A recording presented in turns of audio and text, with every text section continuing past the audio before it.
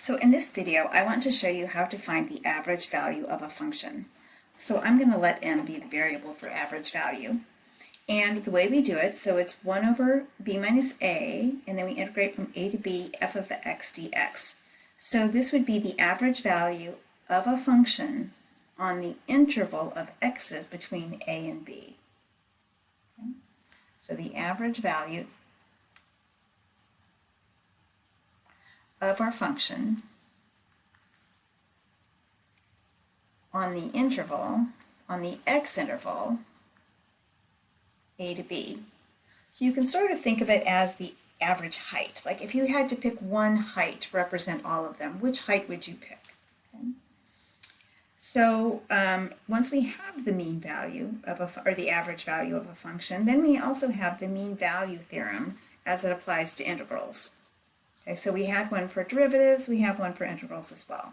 So for integrals, it says if f is continuous on AB, again the same x interval, then there exists a value c, again an x value, on that same interval such that f of c equals that average value.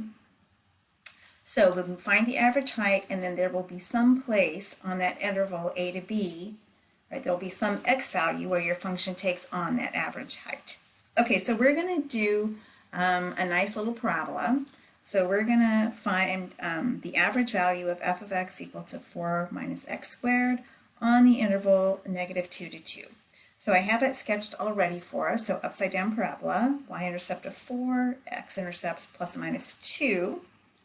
And now we're going to find the average value. So b, right, so here's a and b. We have all of our pieces.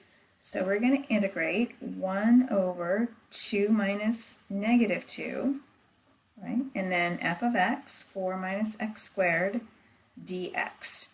So minus the negative, so I'll have 1/4, and then I'm integrating 4 minus x squared dx. So get your antiderivative, 1/4, and then we get 4x minus x cubed over 3, and we're evaluating it, okay, between a and b. So the 1/4 out in front, and then we'll get 4x minus, oh, I did that part already, x cubed over 3, -2 to 2, sorry, one more time, 1/4 times 4 times 2 minus 8/3, and then minus, now I have two things, so I'm going to use parentheses, and then I have negative, so I'm going to be as careful as I can be. So 4 times -2 minus, and then -2 goes in there, so that'll be -8/3. All of that's multiplying by my 1/4. Okay, it's going to be some messy algebra. So what do we get? 8 minus 8/3. This is a -8, and then it's minus a -8, so plus 8. And here I have minus a negative, so that'll be plus, but then I'm subtracting it, so minus 8/3. So altogether, I don't know if you guys see that, I'm going to do the 8 and the 8 is the 16, and then minus 8/3, and the minus 8/3 is going to be a minus 16/3. I'm going to wave some hands at that common denominator business, and that'll be 32/3 inside, 1/4 times.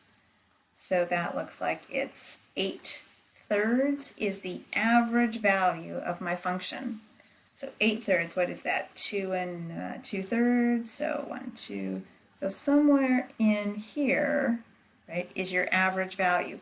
Now that average value, so the area here, okay, we're not to scale, or I didn't draw very well, is the same as the area under the function. Okay. So now, I said that there's a value c, this time it's actually two values where, right, my function actually takes on that value of 8/3. So can we find c? So all we do is we take our function, so be careful, go ahead and grab your function. So that's just plain old f of x. I'll grab a different color here. Grab your f of x and set that equal to, nope, back to the green, equal to your 8/3. Okay. And then we'll solve that. So I'm going to move my x squared over here because I like a positive, and my 8/3 will swap. And then what would we do? I guess a common denominator again. So 12/3 minus 8/3 is 4/3, and that's equal to our x squared. So square root both sides. There's our two values, right? So x equals plus or minus 2 over root 3. So those are the values, right? So there's my negative 2 over root 3, and here's my positive 2 over root 3.